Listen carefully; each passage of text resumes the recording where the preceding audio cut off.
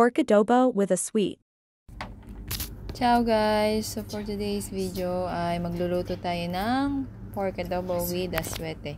So dyan, nag-ready lang tayo ng mga patatas, meron na tayong karne, may sibuyas, bawang, at hindi mawawala ang ating aswete. So una ay nagayak ako ng kawali, nilagyan ko ng mantika, pinainit ko lang to, then ginisa ko ng aking karne.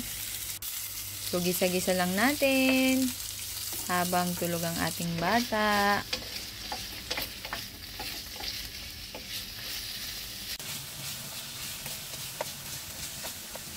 Nang magisa ko na, inilagay ko na rin ang aking sibuyas para pampabango at pampalasa sa ating karne.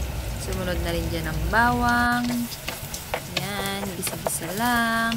At maya-maya nga, inilagyan ko ng patis na siya magiging pampaalat sa ating karne. At hindi mawawala ang ating paminta.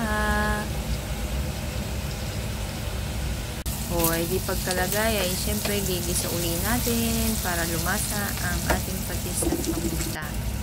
Maya-maya na nga, inilagay ko na rin ang aking aswete. Ang aswete nga pala natin na inilagay natin ng mainit na tubig para kumulay.